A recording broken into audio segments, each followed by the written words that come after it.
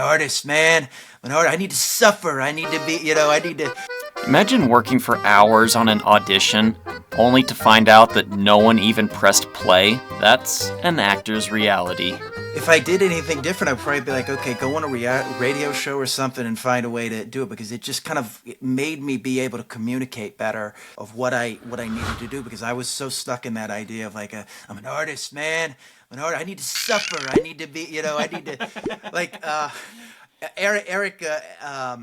Eric Andre talked about how when he first went to New York, he wanted to basically be homeless. He was like, I'm a struggling artist. And he would just sleep on sofas and stuff. And I'm like, I didn't take it at that level, but like, I know what that idea is. It's like, I'm an artist, man. I don't need that. I need to suffer. I need to, make myself feel all this pain and everything. It's just like, it's almost like a rite of passage, a badge you can wear. Yeah, it's like I gotta pay my dues, man. But I gotta be in pain, man. I gotta go in there. I gotta cry in front of everybody. It's like, looking back on it, it's like, yeah, but that's just showy. It's gonna come from. You want it to come from a real place. You want it to come from the scene. This is the rite of passage we as creators think we need to pass through. We think pain is proof of passion. We confuse suffering with commitment, and it keeps us stuck. The industry doesn't have to break you, but it will if you think pain is the path. Would it be great if we could, like, there are some actors, they are consistently in it. They consistently are able to make a living. Most of us have to, do something here and do there. So it's a frustrating. This is kind of the frustration with it, is that the no's, trying to get an audition of substance, because you can have all this stuff and then it's just like, well, why am I not even getting a chance to audition? That's one of the hardest things. Sometimes I still struggle. Well, and sometimes like even if you do get the room, yeah, and sometimes even if you do get the audition, like I've got a reel that I can share on YouTube to people if I want to audition for them. And I've done several auditions. My wife's done several auditions where you'll get back and you'll look at the YouTube tracks who watches it, and you get to see that, and you find out they didn't even look at me. They asked for my submission, and they already knew who they were doing the job with, but they were obligated to send it out publicly, and welcome to my world. You work all day, and then you find out, you're like, did anyone even watch it? Yeah. And it's like, you don't know. See, that's one of the things that was good about at least being in the room. We've kind of lost that now with the pandemic and everything. Now you're doing everything self-tape, but you're like, you're not able to see if they're actually watching it, No. It's like, that's why it's good to kind of know the director or whatever. You can be like, did you watch it? Did you see it? It's like, because if you're, doing, your agent sends you something, you go in it, you don't know. You don't know. They say they want it to get into a timely manner, but it's like, so I've talked to agents and managers and stuff. They've told me, or casting directors, and they'll say, I'll put it out. I'll put the breakdown out there, and I'm already getting submissions like 10 minutes in, and it's just like, there's no way. This is the reality of auditions these days. The silence. Rejection isn't the hardest part. We all expect plenty of rejection. It's the not knowing. You start to wonder if you're even invisible, or if you were never good enough to begin with. This might make you want to quit. Not because you lack talent, but because you ran out of emotional oxygen.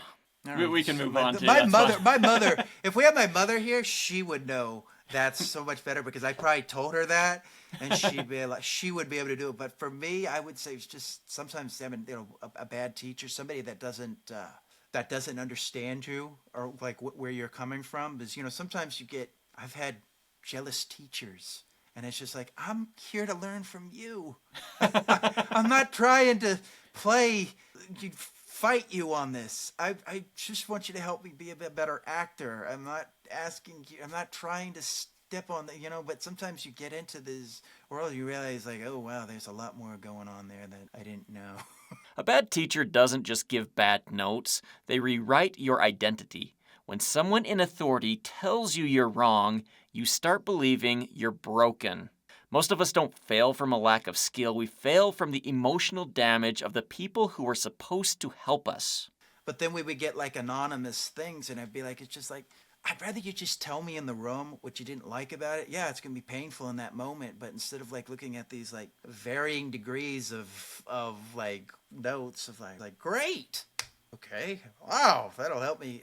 Needs a little of this. Like, okay, what do you mean needs a little bit of this? You know, that's the other thing you run into. Finding acting teachers who can teach you the how to do this, as opposed to just sitting there and going, well, you didn't do this right, you didn't do that right. Right. Well, how do you do it? That's the thing that makes the teacher a really good teacher is how do you do it? How do I do that? Yeah, I know I need to do that, but how do I do that? And it's very rare you find people who know how to teach that how. And I think that's what makes that's what we're like looking for is that. When does your dream become a weight? You can't build a career if you're emotionally drowning. It's hard. It's hard because it's a lot of, you know, if I probably gave myself any advice to like a younger version of myself, I would say, you know, probably meditation. So I have somewhere to go when everything falls apart. Because it's like, you know, sometimes it falls apart. You're just like, you're in this, I don't want to say depressive state, but you're just, you know, you don't know what to do with that, you know, energy. And you kind of, meditation like allows you just kind of like sitting in it. It'll be fine, you know, relax with. And then the other thing is networking. I was shy. I mean, one of the things that knocked me out of a lot of my shyness was doing a podcast, believe it or not, because you have to go out and meet, you know, new people all the time. And right. It was, I think that, I mean. If you could thank just one person, is there someone like that? My mom. My Awesome. mom allowed me to be who I wanted to be. They didn't force things onto me. They allowed me to choose and be and make decisions. You know, they did not put their politics on me. They did not put their views on film on me. They allowed me to find my own way, which is, I think, one of the best gifts I was given. But my mother always understood me and always was supportive and just. I think having My that family my support dad is as well important. too. But yeah, sure. but my mom really understood that, and she, you know, embraced that. She embraced where I was coming from and allowed me to disagree with them on things, you know, to disagree with them on politics, to disagree with them on views on movies. And a lot of people don't get that with their parents, you know. It's kind of Right. you're stuck with their views, but they allowed me to have my own views. You can't create your best work when you're in survival mode. Stability isn't the enemy of creativity, it's the foundation of it. Artists who last aren't the ones who suffer the most. They're the ones who learn how to stay in the game. Patience and just relaxation, being able to relax in high pressured situations. That's why Back to it's that meditation thing, meditation helped me so much. I mean, I didn't learn that till really started figuring it out till like during the pandemic. The pandemic is when I decided to do a podcast. What am I? There was like no end in sight, and I was just like, well, I got to do something. And I thought about this, and I like that I have those episodes up there where you could see how bad I was, but I was like, I want people to be able to see that journey. I mean, that's 300 episodes in, but like I just kept trying, you know. Yeah. First I had a lavalier mic and didn't know anything, so Justin didn't get better by suffering, he got better by connecting. This is what growth actually looks like. Not pain, but clarity. The moment he stopped trying to earn suffering, everything shifted. Consistency beats intensity. Connection beats isolation. Every time. consistency, just continuing to work at it, even though it's like, okay, I don't know what I'm doing. I'm scared to death. I'm talking to, you know, because at first I was talking to myself. And I was like, I don't really like this. I really want to talk to people. And then I was thrust into like casting directors who are like the most punctual, know everything. And I remember one of my first interviews with somebody that like I'm actually interviewing, like the computer wouldn't work. Oh. And I'm like, she doesn't know me. She's gonna think I'm unprofessional. So I'm pulling out the iPad, trying to fix it and everything. And I'm like, I'm so sorry. I don't know what I'm doing. You know, I'm trying just do this here, everything was just like, so I mean, consistency. If I could give anyone that's going to do a podcast or acting or anything, it's just try to be consistent with it every day. Success isn't about being the best. It's about surviving long enough to become someone who can succeed. If you've ever felt invisible, rejected, or broken by the dream, you're not done. You're just at the part of the story where everything can finally change.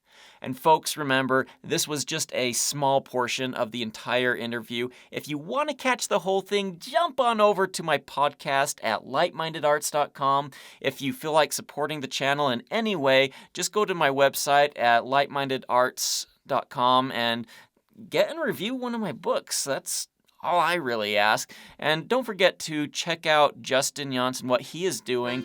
His link is in the description below. See you next time.